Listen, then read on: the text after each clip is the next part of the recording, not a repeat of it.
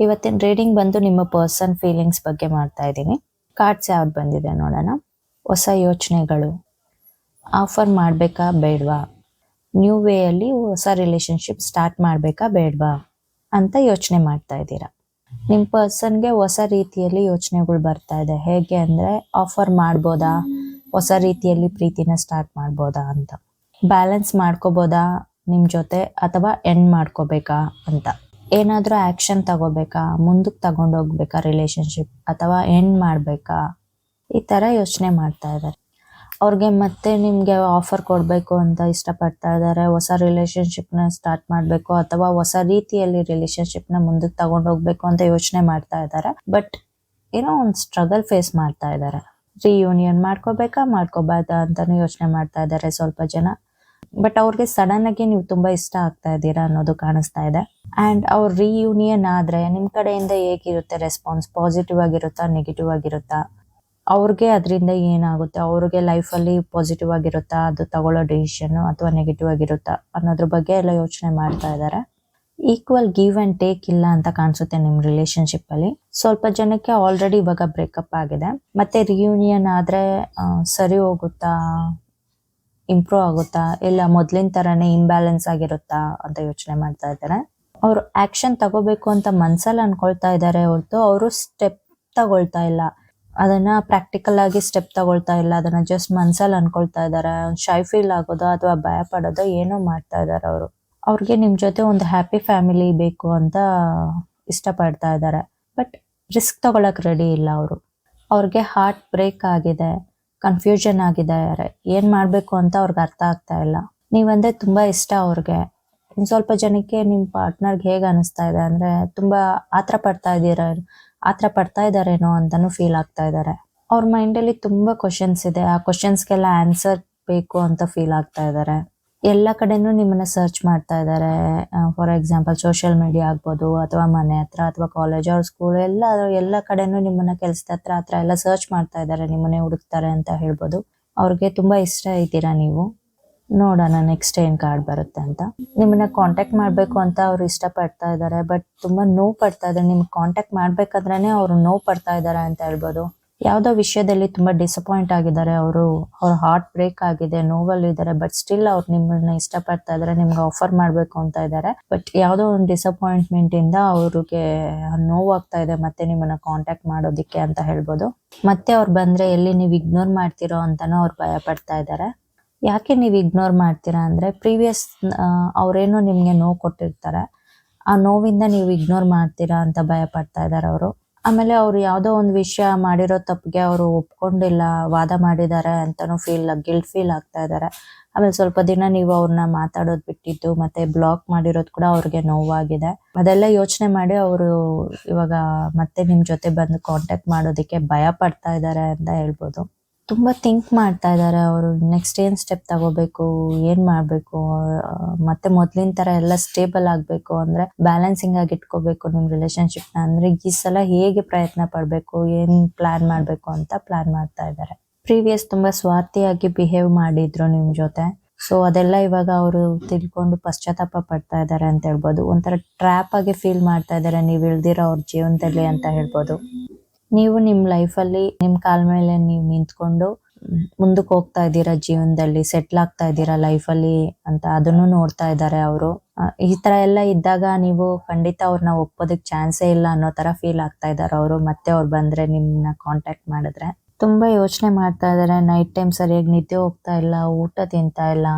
ಒಬ್ರೇ ಇದ್ದಾಗ day dream ಅಲ್ಲಿ ಇರ್ತಾರೆ. ನಿಮ್ಮನ್ನ ಅವ್ರ ಪಾರ್ಟ್ನರ್ ಆಗಿ ನೆನ್ಸ್ಕೊಂಡು ಅವರು ಖುಷಿ ಪಡ್ತಾ ಇರ್ತಾರೆ ಅಂತ ಹೇಳ್ಬೋದು. ಆ ಡ್ರೀಮ್ಸ್ನೆಲ್ಲ ನಿಜ ಮಾಡ್ಕೋಬೇಕು ಅಂದ್ರೆ ಅವ್ರಿಗೆ ಧೈರ್ಯ ಸಾಕಾಗ್ತಾ ಇಲ್ಲ, ಭಯ ಪಡ್ತಾ ಇದ್ದಾರೆ. ರಿಸ್ಕ್ ತಗೊಳ್ಳೋದಕ್ಕೂ ಅವ್ರು ರೆಡಿ ಆಗಿಲ್ಲ. ಬಟ್ ತುಂಬಾ ಕನಸು ಆಸೆಗಳು ಮಾತ್ರ ಇಟ್ಕೊಂಡಿದ್ದಾರೆ ನಿಮ್ಮ ಮೇಲೆ. ನೀವು ಅವ್ರ ವಿಷಯವಾಗಿ ತುಂಬಾ ಪ್ರಾಬ್ಲಮ್ಸ್ ಫೇಸ್ ಮಾಡಿದ್ದೀರಾ ಅಂತ ಹೇಳ್ಬೋದು. ನಿಮ್ ಸೆಲ್ಫ್ ರೆಸ್ಪೆಕ್ಟ್ ಬಿಟ್ಕೊಟ್ಟಿರೋ ಸಿಚುಯೇಷನ್ ನೀವು ಫೇಸ್ ಮಾಡಿದ್ದೀರಾ. ತುಂಬಾ ಅವ್ರಿಗೋಸ್ಕರ ತುಂಬಾ ಅಡ್ಜಸ್ಟ್ ಮಾಡ್ಕೊಂಡು, ತುಂಬಾ ತಾಳ್ಮೆಯಿಂದ ಅವ್ರು ಏನಂದ್ರು ಅನ್ಸ್ಕೊಂಡು ಆತರ ಒಬ್ಬೊಬ್ರು ಆತರ ಸಿಚುಯೇಷನ್ಸ್ ಫೇಸ್ ಮಾಡಿದೀರಾ ಅಂತಾನು ಹೇಳ್ಬೋದು. ಅವ್ರ ಸ್ವಾರ್ಥಕ್ಕೆ ನಿಮ್ಮನ್ನ ಎಷ್ಟು ಯಾವ ಲೆವೆಲ್ಗೆ ಉಪಯೋಗಿಸ್ಕೊಂಡಿದ್ದಾರೆ, ಅದು ನೀವು ಪ್ರೀತಿಗೋಸ್ಕರ ಎಲ್ಲಾನು ಅಡ್ಜಸ್ಟ್ ಮಾಡ್ಕೊಂಡಿದ್ದೀರಾ ಅಂತ ಹೇಳ್ಬೋದು. ಅದೆಲ್ಲ ಇವಾಗ ನಿಮ್ಗೆ ವ್ಯರ್ಥ ಅಂತ ಅನ್ಸಿದೆ, ವರ್ತ್ ಇಲ್ಲ, ಇಂಥ ಪರ್ಸನ್ಗೆ ಮಾಡಿರೋದು ವರ್ತ್ ಇಲ್ಲ ಅಂತಾನು ನಿಮ್ಗೆ ಫೀಲ್ ಆಗಿದೆ ಒಂದು ಟೈಮ್ ಅಲ್ಲಿ ಅಂತ ಹೇಳ್ಬೋದು. ಬಟ್ ಅದೆಲ್ಲ ಅವ್ರಿಗೆ ಅವಾಗ ಗೊತ್ತಿಲ್ಲ, ಇವಾಗ ನೆನ್ಸ್ಕೊಂಡು ಪಶ್ಚಾತ್ತಾಪ ಪಡ್ತಾ ಇದಾರೆ. ನಿಮ್ಗೆ ಯಾವ ಲೆವೆಲ್ಗೆ ನೋವು ಕೊಟ್ಟಿದ್ದಾರೆ, ಯಾವ ರೀತಿ ನೋವು ಕೊಟ್ಟಿದ್ದಾರೆ ಅಂತೆಲ್ಲ ನೆನ್ಸ್ಕೊಂಡು ಆತರ ಮಾಡಬಾರ್ದಿತ್ತು ಅಂತ ಇವಾಗ ಅವ್ರಿಗೆ ನೋವಾಗ್ತಾ ಇದೆ ಅಂತ ಹೇಳ್ಬೋದು. ಥರ್ಡ್ ಪರ್ಸನ್ ಕಾರ್ಡ್ ಬಂತು.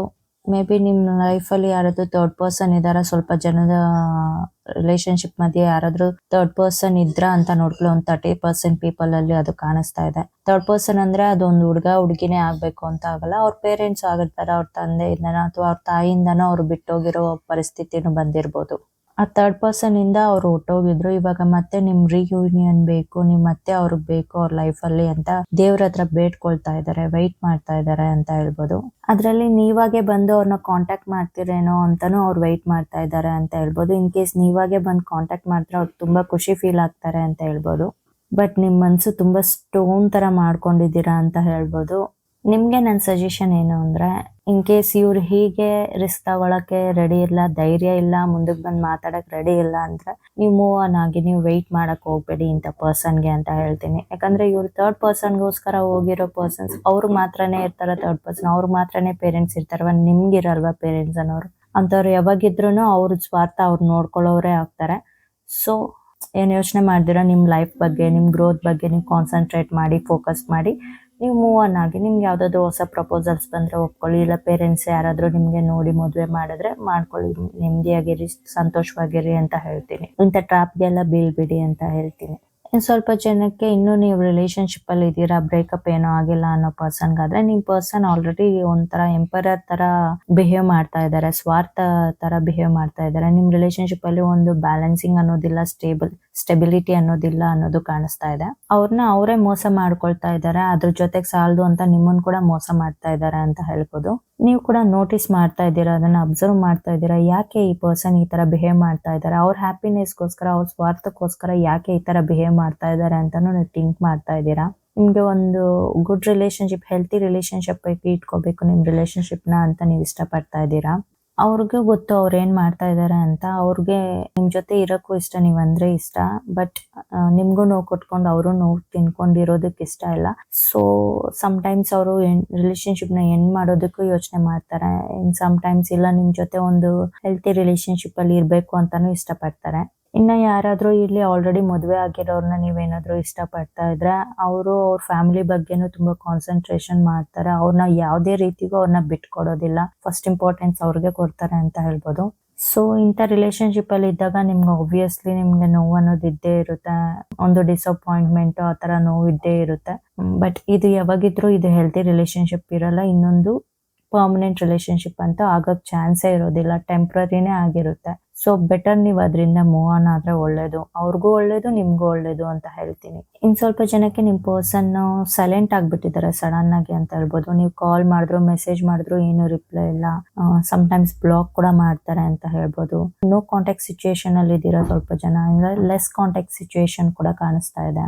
ಮುಂಚೆ ತುಂಬಾ ಭರವಸೆ ಕೊಟ್ಟಿದ್ರು ನಿಮ್ಗೆ, ರಿಲೇಶನ್ಶಿಪ್ ಅಲ್ಲಿ ಹೀಗಿರ್ತೀವಿ, ಆಗಿರ್ತೀವಿ, ಹಾಗಿರೋಣ, ಹೀಗಿರೋಣ, ಹೀಗೆಲ್ಲ ಮಾಡೋಣ ಅಂತ. ಇವಾಗ ಸಡನ್ ಆಗಿ ಈ ತರ ಎಲ್ಲ ಆಪೋಸಿಟ್ ಆಗಿರೋದಕ್ಕೆ ನಿಮ್ಗೆ ಶಾಕ್ ಅಂತ ಹೇಳ್ಬೋದು. ಅದನ್ನ ತಡ್ಕೊಳಕ್ಕೂ ನಿಮ್ ಕೈಯಲ್ಲಿ ಆಗ್ತಾ ಇಲ್ಲ. ಬಟ್ ಟ್ರೈ ಮಾಡ್ತಾ ಇದೀರಾ, ನಿಮ್ ಕೈಯಲ್ಲಿ ಎಷ್ಟಾಗುತ್ತೋ ಅಷ್ಟು ಟ್ರೈ ಮಾಡ್ತಾ ಇದೀರಾ. ಬಟ್ ಅವ್ರ ಕಡೆಯಿಂದ ನಿಮ್ಗೆ ಯಾವ್ದು ಸಪೋರ್ಟ್ ಅಥವಾ ಹೆಲ್ಪ್ ಸಿಗ್ತಾ ಇಲ್ಲ. ಅದು ಅವ್ರಿಗೂ ಗೊತ್ತು ನಿಮ್ಗೆ ಚೀಟಿಂಗ್ ಮಾಡ್ತಾ ಇದಾರೆ ಅಂತ. ಬಟ್ ಸ್ಟಿಲ್ ಅವ್ರಿಗೆ ಬೇರೆ ಆಪ್ಷನ್ ಇಲ್ದಿರಾ ಅವರು ಅವ್ರನ್ನ ಕಂಟ್ರೋಲ್ ಮಾಡ್ಕೊಂಡು ಇದಾರೆ. ನಿಮ್ಗೆ ನೋವು ಕೊಡೋದು ಇಷ್ಟ ಇಲ್ಲ, ಬಟ್ ಅವ್ರಿಗೆ ಬೇರೆ ಆಪ್ಷನ್ ಇಲ್ಲ ಅಂತ ಹೇಳ್ಬೋದು. ಇನ್ ಸ್ವಲ್ಪ ಜನಕ್ಕೆ ಅವ್ರಿಗೆ ಮದುವೆ ಸೆಟ್ ಆಗಿದೆ ಅಂತ ಹೇಳ್ಬೋದು. ಸೊ ಅದರಿಂದ ಅವರು ಅವಾಯ್ಡ್ ಮಾಡ್ತಾ ಇದ್ದಾರೆ ನಿಮ್ಮನ್ನ ಅಂತ ಹೇಳ್ಬೋದು. ಅವರು ಅದಕ್ಕೋಸ್ಕರ ಫ್ಯಾಮಿಲಿನ ನೋವು ಪಡಿಸೋದಕ್ಕೆ ಇಷ್ಟ ಇಲ್ದಿರಾ ನಿಮ್ಮನ್ನ ಅವಾಯ್ಡ್ ಮಾಡ್ತಾ ಇದ್ದಾರೆ ಅಂತ ಹೇಳ್ಬೋದು. ನಿಮ್ಗೆ ಕಮಿಟ್ಮೆಂಟ್ ಕೊಡಕ್ ಆಗ್ತಾ ಇಲ್ಲ ಅಂತ ಹೇಳ್ಬೋದು. ಸೊ ಇಲ್ಲಿ ಅವರು ಪಾಸಿಟಿವ್ ಆಗಿ ಥಿಂಕ್ ಮಾಡ್ತಾ ಇದಾರೆ, ನೆಗೆಟಿವ್ ಆಗಿ ಥಿಂಕ್ ಮಾಡ್ತಾ ಇದಾರೆ ಅಂತ ಹೇಳ್ಬೋದು. ಒಂದ್ ಕಡೆ ನಿಮ್ಗೆ ಮೋಸ ಮಾಡೋದು ಇಷ್ಟ ಇಲ್ಲ, ರಿಯೂನಿಯನ್ ಬೇಕು, ನೀವು ಬೇಕು ಲೈಫ್ ಅಲ್ಲಿ, ಅವ್ರ ಲೈಫ್ ಪಾರ್ಟ್ನರ್ ಆಗಿ ನೀವು ಬೇಕು ಅಂತಾನು ಥಿಂಕ್ ಮಾಡ್ತಾ ಇದಾರೆ. ಇನ್ ಸ್ವಲ್ಪ ಟೈಮ್ ಅಲ್ಲಿ ಏನ್ ಥಿಂಕ್ ಮಾಡ್ತಾರೆ ಅಂದ್ರೆ, ಅವ್ರ ಲೈಫ್ ಲೈಫ್ ಅವ್ರಿಗೆ ತುಂಬ ಇಂಪಾರ್ಟೆಂಟ್. ಅವ್ರ ಲೈಫ್ನ ಚೆನ್ನಾಗಿ ಇಟ್ಕೊಳ್ಳೋದು ಇಂಪಾರ್ಟೆಂಟ್, ಅವ್ರ ಫ್ಯಾಮಿಲಿನ ಚೆನ್ನಾಗಿ ಇಟ್ಕೊಳ್ಳೋದು ಇಂಪಾರ್ಟೆಂಟ್. ಅವ್ರ ಸಂತೋಷನೇ, ಅವ್ರ ಫ್ಯಾಮಿಲಿ ಸಂತೋಷನೇ ಅವ್ರ ಸಂತೋಷ ಅಂತಾನು ಥಿಂಕ್ ಮಾಡ್ತಾ ಇದ್ದಾರೆ. ಓಕೆ, ಇವತ್ತಿನ ರೀಡಿಂಗಲ್ಲಿ ನಿಮ್ಮ ಪರ್ಸನ್ ಫೀಲಿಂಗ್ಸ್ ಇದಾಗಿತ್ತು. ಇದೇ ರೀತಿ ನಿಮಗೆ ಯಾವುದಾದ್ರೂ ಟಾಪಿಕ್ ಮೇಲೆ ರೀಡಿಂಗ್ ಬೇಕಾಗಿದ್ರೆ ಖಂಡಿತ ಕಾಮೆಂಟಲ್ಲಿ ತಿಳಿಸಿ. ಆ್ಯಂಡ್ ನಿಮ್ಮ ವ್ಯಾಲ್ಯೂಬಲ್ ಟೈಮ್ ಕೊಟ್ಟಿದ್ದಕ್ಕೆ ತುಂಬ ಥ್ಯಾಂಕ್ಸ್. ಆ್ಯಂಡ್ ಮತ್ತೆ ಬೇರೊಂದು ವಿಡಿಯೋದಲ್ಲಿ ಸಿಗೋಣ. Thank you, bye.